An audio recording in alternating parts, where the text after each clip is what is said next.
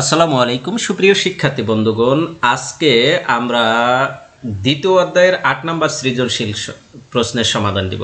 তো ৮ নম্বর সৃজনশীল প্রশ্নটা আমরা প্রথমে একটু বিস্তারিতভাবে অর্থাৎ বিশ্লেষণ করে করে আমরা বুঝে নিব, তারপরে আমরা প্রশ্নের অ্যান্সারগুলো করব।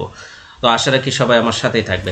তো দেখো কি দেওয়া আছে, ২০১৭ সালের জানুয়ারি মাসের ১ তারিখে জনাব জহির একটি গাড়ি মেরামতের জহির ওয়ার্কশপ নামে ব্যবসা শুরু করেন। তাইলে জহির ওয়ার্কশপ, হ্যাঁ, এটা একটা ব্যবসা প্রতিষ্ঠানের নাম। এই প্রতিষ্ঠানটা কি ধরনের প্রতিষ্ঠান? গাড়ি মেরামতের প্রতিষ্ঠান। তার মানে কি গাড়ি মেরামত করলে কিন্তু এই প্রতিষ্ঠানে কি আসবে, মানে আয় হবে। গাড়ি মেরামত এটার মূল আয়ের উৎসটাই হলো গাড়ি মেরামত করা, ঠিক আছে। এখানে একটা আইটেম আছে, এই যে জানুয়ারির ৩০ তারিখে, জানুয়ারির ৩০ তারিখের যে আইটেমটা, গাড়ি মালিকের গাড়ি মেরামত ১৫,০০০ টাকা, এই বিষয়টায়, এই লেনদেনটায় জানার জন্য তুমি হয়তো এখানে এই প্রশ্নের সমাধান খোঁজার জন্য তুমি অনলাইনে এসছো, ইউটিউবে বা ফেসবুকে, যেখানেই আসো না কেন, তুমি এই প্রশ্নের সমাধানটা খোঁজার জন্য আসো। আচ্ছা, যাই হোক, এইটাও আমরা বিস্তারিত আলোচনা করব। তার আগে প্রথম থেকে আলোচনা করে আসি। হ্যাঁ, দেখো, জানুয়ারির ১ তারিখে জনাব জহির ৫ লাখ টাকা ও ৫০,০০০ টাকার আসবাবপত্র নিয়ে ব্যবসায় বিনিয়োগ করেন, আসবাবপত্র ব্যবসায় বিনিয়োগ করেন। তাহলে ব্যবসায় যা বিনিয়োগ করবে সেটি হলো মূলধন, ঠিক আছে। কি বিনিয়োগ করছে? নগদ ৫ লাখ টাকা। তার মানে নগদ ৫ লাখ টাকা বাড়ছে। আর কি বিনিয়োগ করছে? ৫০,০০০ টাকার আসবাবপত্র, তার মানে আসবাবপত্র ৫ লাখ টাকা ৫০,০০০ টাকা বাড়ছে। তাইলে এখানে কিন্তু দুইটা সম্পদ, একটা হলো নগদ আর একটা হলো আসবাবপত্র। তাহলে দুইটা সম্পত্তি বাড়ছে। নগদ কত বাড়ছে? ৫ লাখ। আসবাবপত্র কত বাড়ছে? ৫০,০০০। আর এই দুইটা নিয়ে যেহেতু ব্যবসা শুরু করছে, তার মানে এই দুইটা মূলধন। তাহলে দুইটার যোগফল কত হবে? ৫০,০০০ আর ৫ লাখ যোগ করলে কত হবে? ৫,৫০,০০০। তাইলে এই ৫,৫০,০০০ হবে মূলধন। তার মানে মালিকানা সত্ত্ব বাড়ছে ৫,৫০,০০০, নগদ বাড়ছে ৫ লাখ এবং আসবাবপত্র বাড়ছে ৫০,০০০। দেখো, জানুয়ারি ১৬ তারিখে প্রতিষ্ঠানে ব্যবহার করার জন্য ৬৫,০০০ টাকা দিয়ে যন্ত্রপাতি ক্রয় করেন। তাহলে ব্যবহার করার জন্য, বিক্রয়ের জন্য নয়, কিন্তু ব্যবহার করার জন্য যন্ত্রপাতি ক্রয় করছে। তার মানে এটা সম্পদ। হ্যাঁ, এই যন্ত্রপাতিটা সম্পদ। তাহলে এই যন্ত্রপাতি ৬৫,০০০ টাকা কিনছো, মানে কি ৬৫,০০০ টাকা যন্ত্রপাতি তোমার বাড়ছে। যন্ত্রপাতি সম্পদ, তার মানে এইখানে আরেকটি সম্পদ, যন্ত্রপাতি ৬৫,০০০ টাকা বাড়ছে। টাকাটা কিভাবে গেছে? নগদে চলে গেছে। নগদে গেছে কিভাবে বুঝবো? কোনো কিছুই উল্লেখ নাই, তার মানে নগদে। হ্যাঁ, কোনো কিছুই উল্লেখ নাই, তার মানে নগদে।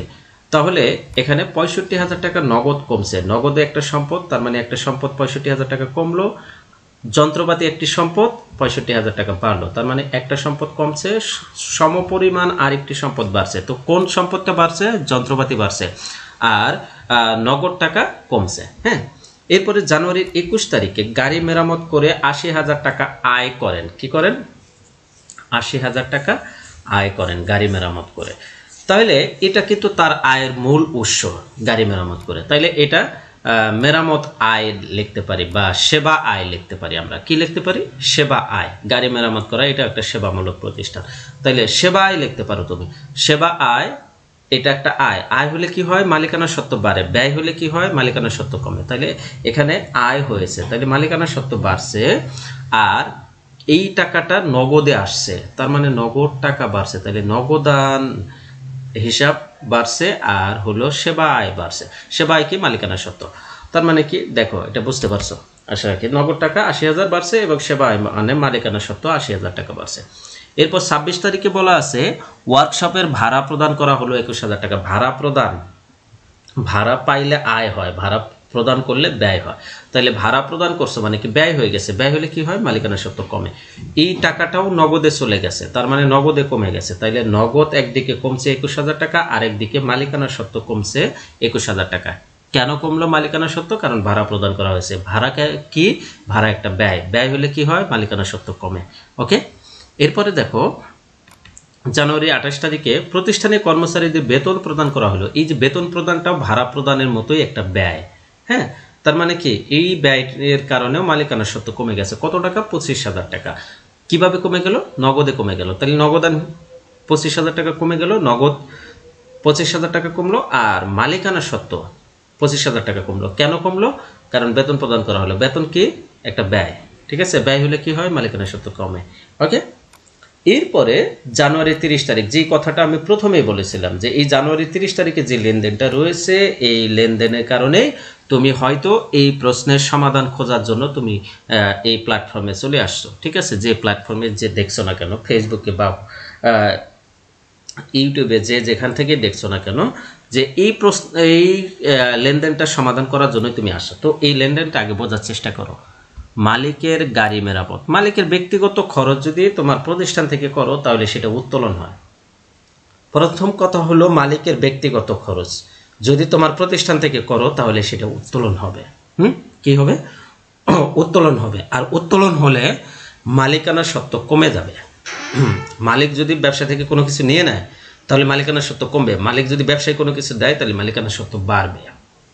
তাহলে এখানে তাহলে মালিকের ব্যক্তিগত খরচ করছো মানে কি, মালিক নিয়ে নিছে এই টাকাটা, মালিক নিয়ে নিছে। তো মালিকের গাড়ি মেরামত করছো, ওকে মেরামত করছো, কত টাকা, 15,000 টাকা। তার মানে কি মালিকের ব্যক্তিগত খরচ এটা 15,000 টাকা উত্তোলন হয়ে গেছে। এখন এই গাড়ি মেরামত তো তোমার তো প্রতিষ্ঠান, তো তুমি মেরামতকারী প্রতিষ্ঠান, তুমি কি জহির ওয়ার্কশপটা তো গাড়ি মেরামতের প্রতিষ্ঠান, তাহলে তুমি গাড়ি মেরামত করছো, গাড়ি মেরামত করে এই 15,000 টাকা সেবা আয় হয়েছে তোমার। কি হয়েছে, সেবা আয় হয়েছে। তাহলে সেবা আয় হলে কি হয়, মালিকানা সত্ত্ব বাড়ে। কি হয়, মালিকানা সত্ত্ব বাড়ে। তাহলে দেখো এই দুইটা লেনদেন, এই লেনদেনটা কিন্তু দুইটা পক্ষ, এক পক্ষ মালিকানা সত্ত্ব, আরেকটি পক্ষ মালিকানা সত্ত্ব। তো মালিকানা সত্ত্ব এক পক্ষ কমছে, আরেকটি পক্ষ মালিকানা সত্ত্ব বাড়ছে।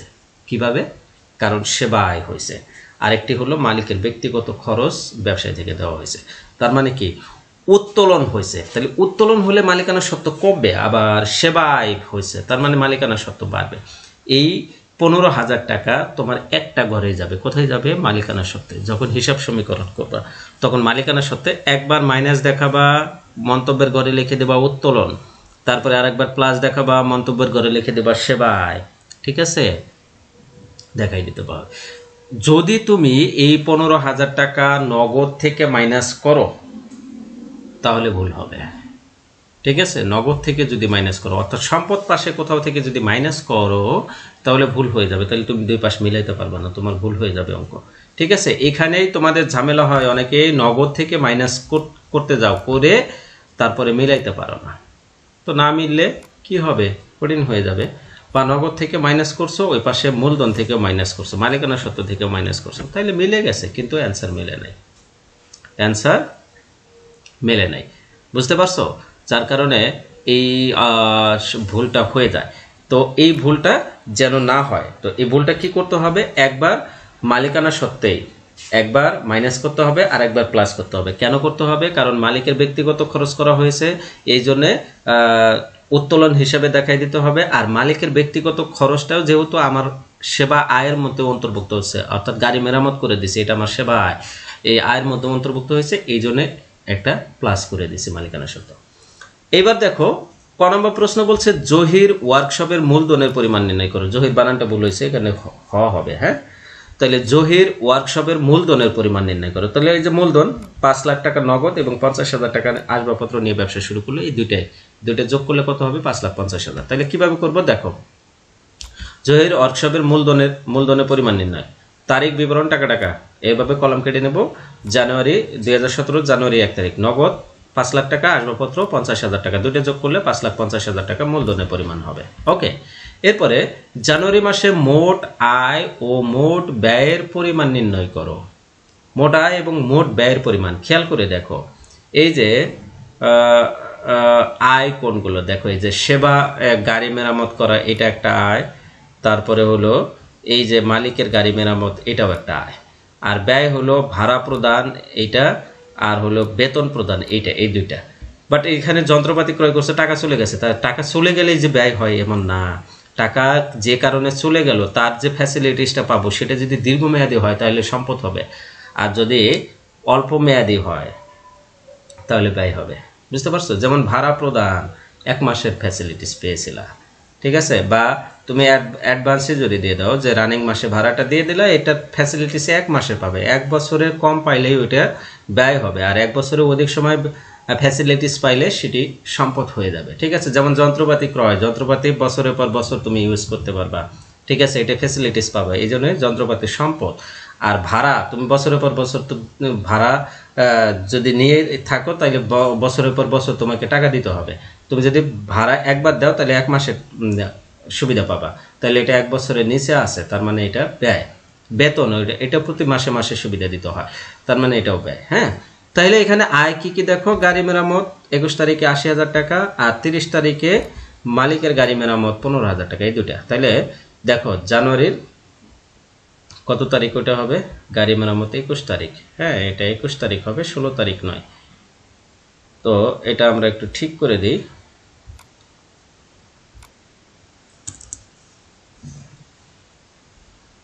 এটা 21 তারিখ হবে। ওকে, 21 তারিখ গাড়ি মেরামত করে আয় 80,000 টাকা, আর 30 তারিখে মালিকের গাড়ি মেরামত করে আয় 15,000 টাকা। তাহলে দুইটা যোগ করলে 95,000 টাকা মোট আয়। এরপরে ব্যয়, ব্যয় কি কি আছে দেখো, 16 তারিখে আছে ওয়ার্কশপের ভাড়া প্রদান 21,000 টাকা এবং কর্মচারীদের বেতন প্রদান 25,000 টাকা 28 তারিখে। তাইলে এই দুইটা, তাহলে ওয়ার্কশপে ভাড়া প্রদান 21,000 টাকা আর কর্মচারীদের বেতন প্রদান 25,000 টাকা, দুইটা যোগ করলে 46,000 টাকা, এটা বললো মোট ব্যয়।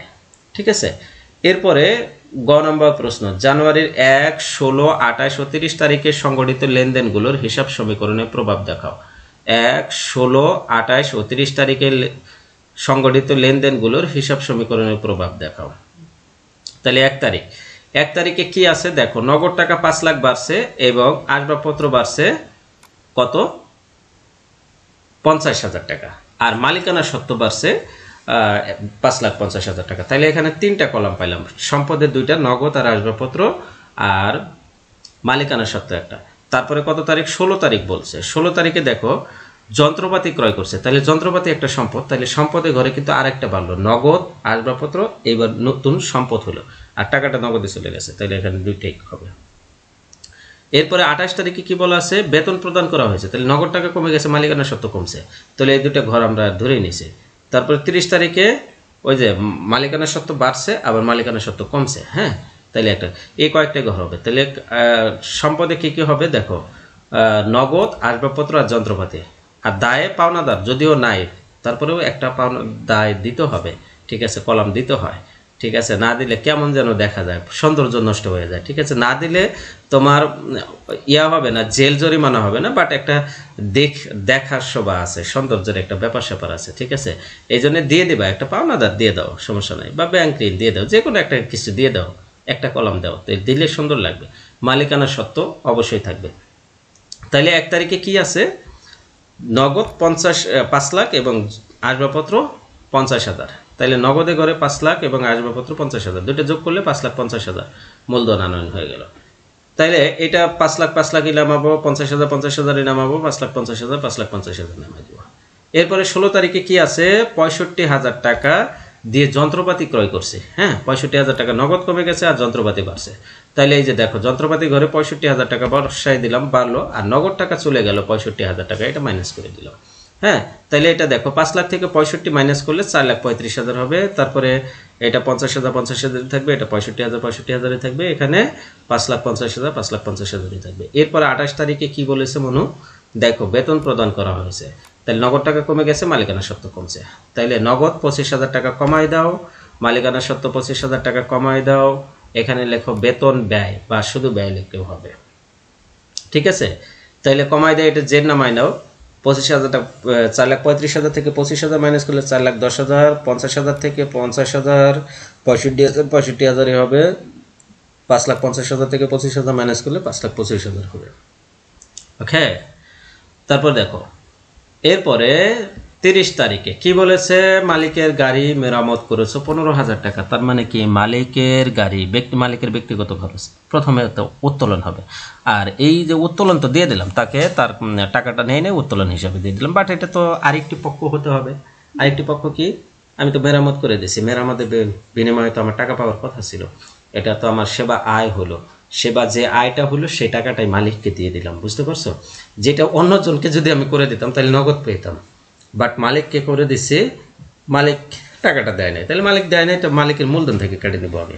ঠিক আছে, কিন্তু আমাকে এটা আয় হিসাবেই হবে, ঠিক আছে। তাইলে একবার মালিকানা সত্ত্ব বাড়ছে আর একবার মালিকের মূলধন থেকে কেটে নিছে এই টাকাটা, যেহেতু টাকা পরিশোধ করে নাই এই জন্য মালিকানা সত্ত্ব কমে গেছে, ঠিক আছে। তাহলে মালিকানা সত্ত্বই দুইবার হবে, 15,000 টাকা মাইনাস দেখাই দিতে হবে, এটা উত্তোলন, আর 15,000 টাকা প্লাস দেখাইতে হবে, এটা আয় হবে, ঠিক আছে। তাহলে দেখো এটা প্লাস মাইনাস করলে 5,25,000 হবে। কিভাবে হবে? 5,25,000 থেকে 15,000 মাইনাস করো, 5,10,000 হবে, ওর সাথে আবার 15,000 যোগ করো, 5,25,000 হবে। এখন দেখো এই পাশে সম্পদে কি কি আছে, নগদ আছে 4,10,000, আসবাবপত্র আছে 50,000, আর যন্ত্রপাতি আছে 65,000, যোগ করলে হবে 5,25,000, এই পাশে যোগ করলেও হবে 5,25,000। তাইলে হিসাব সমীকরণে আমরা জানি মোট সম্পদ সমান দায় প্লাস মালিকানা সত্ত্ব, তাইলে দায় এবং মালিকানা সত্ত্ব কিন্তু মিলে গেছে।